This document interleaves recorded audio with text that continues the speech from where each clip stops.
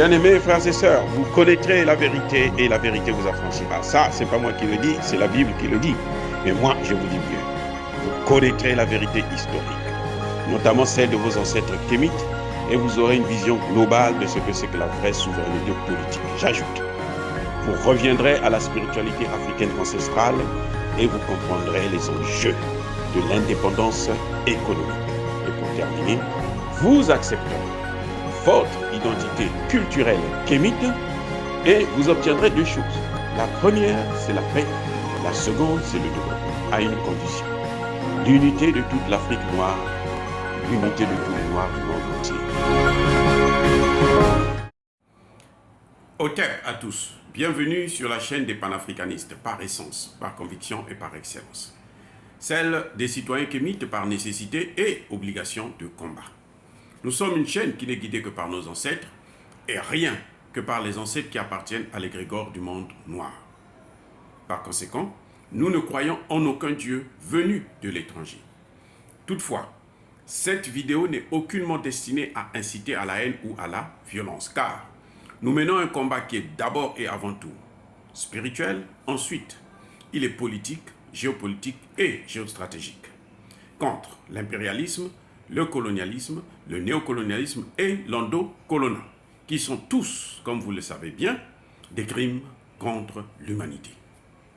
Et nous le faisons sur la base du principe fondamental que nous avons hérité de nos ancêtres kémites, qui est celui de la Mahat, c'est-à-dire solidarité, vérité et justice.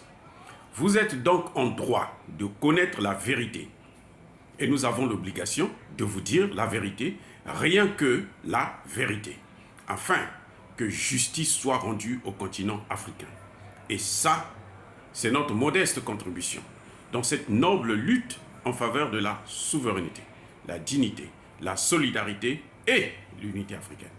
Et ça, c'est ce que nous appelons le panafricanisme. Bien-aimés frères et sœurs, je vais vous faire écouter une vidéo de l'ancien président français François Hollande, celui qui a précédé au pouvoir avant Emmanuel Macron. Il vous parle du Mali, il vient au secours, visiblement, d'Emmanuel Macron, et les Français sont stupéfaits. Écoutez ce qu'il dit, et après, nous allons vous démontrer qui est cet homme, qui est-il en réalité. Est-ce que c'est quelqu'un, un responsable, est-ce qu'il est digne de confiance? Je reviens dans le livre sur ce que j'appelle l'échec des missionnaires armés, c'est-à-dire un pays, la France, vient au secours d'un autre, le Mali, à l'appel d'ailleurs des dirigeants démocratiquement choisis de ce pays, et en soutien de tous les autres pays africains qui nous le demandent aussi. Et puis le temps passe, et comme il n'y a pas de relais, parce que la France n'avait pas vocation à rester 9 ans, pas de relais de la part de l'État malien lui-même, qui est défaillant quand il n'est pas corrompu, et pas de relais des Nations Unies qui envoie certes une mission, mais une mission qui n'est pas capable de se défendre et surtout de défendre les Maliens, pas de relais non plus des forces africaines qui pourraient venir faire le travail de sécurité du Mali. Eh bien, il y a un moment où ce qui est regardé comme un appui devient une forme d'occupation qui est utilisée par les Russes, une fois encore, par les réseaux, pour dire, vous voyez, c'est le colonisateur qui revient. Quel était l'intérêt pour la France de venir au Mali? Est-ce qu'il y avait des matières premières que l'on aurait subtilisées au Mali? Il n'y a pas de matière première, selon lui. Il n'y a pas de matière première au Mali. Non, les soldats qui sont morts, ils sont venus, comme d'ailleurs ceux qui ont été blessés, pour sauver une population. Le gouvernement de Sanogo est un gouvernement élu démocratiquement par les Français, bien entendu. Ce qui est le plus dramatique pour le Mali, c'est que ce qu'on pensait être la consolidation d'une démocratie, il y a eu 2 coups d'État, c'est l'armée malienne qui devrait protéger sa population, qui finalement s'est emparée du pouvoir. Et le risque, c'est que les djihadistes, qui avaient été contenus grâce à l'armée française et à ses alliés, eh bien ces djihadistes vont peut-être aller jusqu'à Bamako. Et depuis, ils ne sont jamais arrivés à Bamako. Bien-aimés frères et sœurs, après avoir écouté la vidéo, nous allons soulever quelques points. Il s'agit ici de montrer que ce monsieur François Hollande c'est un menteur. Il ment comme il respire. Ça dit que j'ai eu la chair de poule quand j'ai écouté ça pour la première fois. Je me suis dit, mais attendez, comment quelqu'un qui a été chef de l'État, une haute personnalité comme celle-là, peut mentir à ce point? C'est incroyable, mais vrai. Allons-y point par point. Monsieur Hollande vous dit qu'il est venu au Mali à la demande d'un gouvernement démocratiquement élu.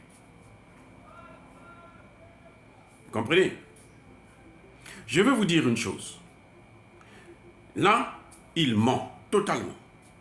Parce que le gouvernement qui a signé les accords de 2013, ça n'a pas été un gouvernement démocratiquement élu. C'est aussi un gouvernement putschiste. Ils ne veulent pas le dire, parce que s'ils le disent, on va dire, mais attendez, pourquoi avec Assimi Goïta vous ne travaillez pas, alors que vous avez travaillé avec un ancien gouvernement putschiste? Le gouvernement qui a signé les accords de 2013, c'est le gouvernement de Amadou Aya Sanogo, le capitaine de l'armée malienne, formé aux États-Unis entre 2004 et 2010, et né en 1972, et d'une famille de 7 personnes, et qui a fait le coup d'État, et qui a créé donc ce qu'ils ont appelé le Comité national pour le redressement de la démocratie et la restauration de l'État. Monsieur Sanogo n'a jamais été élu au Mali. Je répète, Monsieur Sanogo n'a jamais été élu au Mali. Monsieur Sanogo, c'est un putschiste. Il a eu le pouvoir par un coup d'État contre Amani Toumani Touré, l'ancien président qui avait été, lui, et par contre, élu. Et il a fait son coup d'État juste quelques mois, 2 ou 3 mois avant que Amani Toumani Touré termine son 2e mandat et organise les élections. Nous voyons que ils ne contrôlaient pas la situation, ils ont préféré organiser ce coup d'État avec l'aide des Français. Ce n'est pas pour rien que je vous ai dit qu'il a été formé entre 2004 et 2010 aux États-Unis. Donc, ce coup d'État a été béni par les puissances occidentales, y compris les États-Unis et la France. Voilà un premier gros mensonge qu'on ne peut pas tolérer, qu'on ne peut pas supporter. Maintenant, il vous dit, Monsieur Hollande, il vous dit, mais nous sommes partis au Mali, c'était pas pour aller voler des matières premières. Il n'y a pas de matières premières là-bas. C'est qui dit, ça dit que ça, c'est scandaleux. Il n'y a pas de matières premières au Mali. Il n'y a pas l'or qu'ils ont puisé, volé à gogo au Mali. Il n'y en a pas. Il n'y a pas le pétrole, il n'y a pas le gaz, il n'y a pas l'eau potable, il n'y a pas... C'est-à-dire qu'il n'y a rien au Mali. Vous voyez comment? Et vous voyez, les jeunes Français sont là, comme des idiots. Ils bougent la tête, ils sont tristes, parce qu'ils écoutent un mensonge, alors du début jusqu'à la fin. Là, je vous ai pris les 2 plus gros mensonges. Quand il dit qu'il n'y a pas de matière première au Mali, c'est qu'il est là, il n'est plus seulement menteur, mais il est sous l'effet de la drogue. À mon avis, en tout cas. Parce que quelqu'un de sérieux, d'honnête, dans un état normal, ne peut pas dire de grossièreté comme ça. Le Mali regorge de matières premières. Et quand il dit, eux, ils ne sont pas venus là pour les matières premières, il n'y a pas de matières premières, c'est faux sur toute la ligne.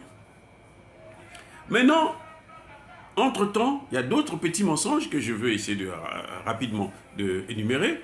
Il vous dit qu'il est venu là à la demande de l'Union africaine, les pays africains. Écoutez, si Alassane Ouattara lui demande d'intervenir, qu'est-ce que Alassane Ouattara vaut pour le Mali, pour les Maliens, même pour la Côte d'Ivoire? Ou si Macky Sall lui demande d'intervenir, quelle est l'importance qu'on peut accorder à une telle demande?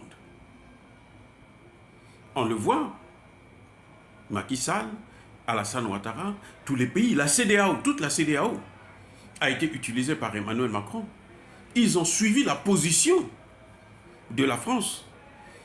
Emmanuel Macron a dit prenez des sanctions. Ils ont pris des sanctions illégales, illégitimes et inhumaines contre leurs frères du Mali. C'est horrible.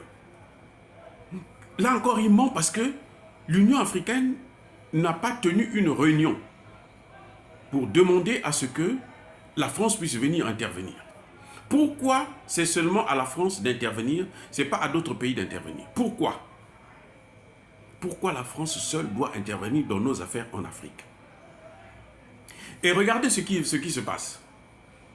Non seulement il a menti parce qu'il n'y a pas eu la volonté de l'Union africaine ou des pays de la CEDEAO pour que la France puisse intervenir, c'est le gouvernement de Sanogo qui a demandé à la France d'intervenir. Encore, je veux vous dire une chose, c'est que le gouvernement avait demandé une intervention aérienne et une aide dans le domaine du renseignement. Les Français sont venus avec des troupes au sol. Ça n'avait jamais été prévu dans l'accord préliminaire. Ça, il faudrait que vous puissiez le comprendre. Là encore, il ment. Il vous dit que l'armée française n'avait pas vocation à rester là-bas 9 ans. Et pourquoi elle n'était pas partie? Qui l'empêchait de partir? Et pourquoi maintenant que le gouvernement malien lui dit « Sors, va chez toi », il va s'accrocher, s'agripper au Niger. Il cherche maintenant à s'installer au Burkina Faso et au Bénin, y compris même au Togo. Pourquoi? Puisque lui, il n'avait pas vocation à rester là-bas. Puisqu'il n'y a pas de matière première là-bas, il n'y a rien. C'est la pauvreté. Hein? Dieu ne les a pas bénis, il n'y a rien. Et pourquoi quand on le chasse, il va au Niger? Là encore, il ment comme il respire. Mais ça dit que j'ai jamais vu un président aussi voyou que ça. Il ne peut pas, au moment où nous avons actuellement les réseaux sociaux et toutes les informations sont sur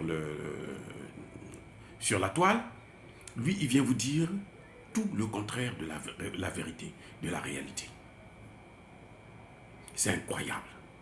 Donc, ouais, c'est-à-dire que quand j'ai écouté ça, je me suis dit, mais attendez, mais le type là, je crois qu'il a dû se droguer avant de venir présenter une telle émission. Je comprends qu'il veuille sauver Emmanuel Macron, qui est perdu en Afrique, et il veut faire croire que lui, il a de l'importance. Il dit que c'est là, comme il y a eu des défaillances des Nations Unies. Ah voilà, encore un autre mensonge. Il y a eu défaillance des Nations Unies. Mais les Nations Unies qui les a amenés là-bas, c'est la France qui a ce qu'on appelle le pen holder. C'est-à-dire que c'est la France qui prépare les résolutions pour résoudre tous les problèmes africains, notamment en Afrique francophone. C'est elle qui a préparé la résolution, qui a demandé à ce qu'on puisse faire venir les Nations Unies 16 000 hommes. Et quand vous essayez de voir les chefs d'état-major, les porte-paroles, c'est-à-dire que les hautes fonctions là sont occupées par des Français. Et il dit qu'il y a défaillance. Donc c'est la défense de qui? C'est pas la défaillance des Français? Il dit qu'ils sont venus pour arrêter les djihadistes. S'ils n'étaient pas venus, les djihadistes allaient occuper Bamako. Mais il ment encore. Parce que quand eux, ils interviennent en 2013, il n'y a qu'à peine 5% du territoire malien que les djihadistes contrôlent. 5%. 9 ans plus tard, qu'est-ce qu'il nous donne comme résultat? 80% du territoire est occupé. Donc qu'est-ce qu'ils sont venus faire? Ils sont venus aider les djihadistes. Ils ne sont pas venus pour sauver le Mali. Ils ne sont pas venus pour aider le Mali. Ils sont venus pour aider les djihadistes, les terroristes, afin qu'ils puissent entrer, occuper le territoire, mettre le chaos. Et pendant ce temps, eux, ils pillent les matières premières. Il vous fait croire, mais vraiment ce type est fou, il vous fait croire que la Russie a profité de cette situation parce qu'il y avait trop une durée pour dire aux Maliens que, vous voyez, ça, ce sont les colonisateurs qui reviennent. Mais la Russie n'est pas venue s'adresser aux Maliens. C'est le Mali qui a consulté, qui est allé voir les Russes. Et il vous fait croire que les Maliens ne sont pas, c'est pas des êtres humains. En fait, ils n'ont pas de cervelle, ils ne valent absolument rien. c'est des vauriens. Mais quand tu sais, tu t'adresses à des gens qui aujourd'hui ont même des preuves que la France entretient le terrorisme en Afrique, c'est que c'est toi qui ne vaut rien. Eh oui, c'est toi qui es ridicule, idiot, qui ne vaut absolument rien. C'est-à-dire que plus bas que terre. Intelligence zéro. Vous voyez comment les dirigeants français arrivent à manipuler les Français et comment ces Français qui, aujourd'hui, avec les réseaux sociaux, ne peuvent pas prendre le temps pour s'informer, faire la recherche et comprendre, parce qu'il y a même des Français qui en parlent, qui disent la vérité. Vous avez des Blancs, comme par exemple Luc Michel qui passe sur Afrique Média et autres, qui vous disent la vérité sur ces sujets. Donc, comment se fait-il que, jusqu'à présent, on trouve que la jeunesse française, elle est toujours tétanisée, elle est dans un dogme, dans une forme hein. C'est-à-dire qu'ils croient à tous les mensonges qu'on leur donne, on leur fait avaler la pilule très très facilement. Voilà, bien aimés frères et sœurs, je voudrais vous montrer ça parce que j'ai trouvé ça assez frustrant qu'un ancien chef d'État, qui a été bien reçu au Mali, parce que lui n'a pas reçu l'accueil que Emmanuel Macron a reçu. Emmanuel Macron n'a jamais été accueilli en Afrique. Dans aucun pays d'Afrique, Emmanuel Macron a été le bienvenu. Mais lui, il avait été accueilli chaleureusement. Les Maliens lui ont donné, fait confiance, lui ont présenté leur amour. Et lui, en retour, qu'est-ce qu'il leur donne? Ce sont des morts, des crimes, le vol des matières premières.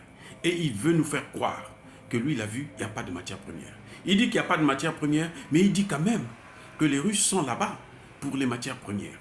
C'est ça que Emmanuel Macron dit. Les Russes sont là-bas pour piller les matières premières.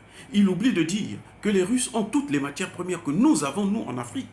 Peut-être pas la même quantité, mais ils ont toutes ces matières premières. Voilà le vrai problème. Et si ils n'avaient aucun intérêt à travailler au Mali, ben, pourquoi quand on les chasse, ils ne veulent plus partir? Ils s'accrochent. Nous, on veut continuer la lutte contre le terrorisme dans le Sahel. Mais le terrorisme dans le Sahel ne menace pas la France. C'est pas vrai, ça ne menace pas la France. Ça nous menace, nous, pas la France. Donc, ils n'avaient qu'à repartir, puisqu'ils ne sont pas venus, ils sont venus pour nous aider. On dit, on ne veut plus de votre aide, repartez. Or, bien-aimés frères et sœurs, est-ce que dire cela, c'est inciter à la haine ou à la violence? Non. Nous sommes une force tranquille. Yaba colère ve yamalem. Entre-temps, comme d'habitude, je persiste et je signe. Soyez bénis par le Dieu des Kémites. J'ai dit et j'assume.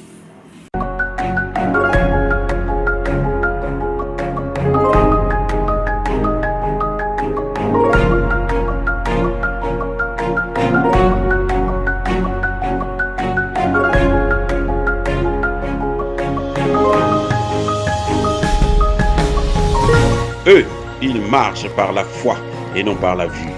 Mais moi, je vous conseille vivement de marcher par la connaissance scientifique et historique, notamment celle de nos ancêtres kémites, par les 5 sens et par l'intelligence. À vous, à Pierre.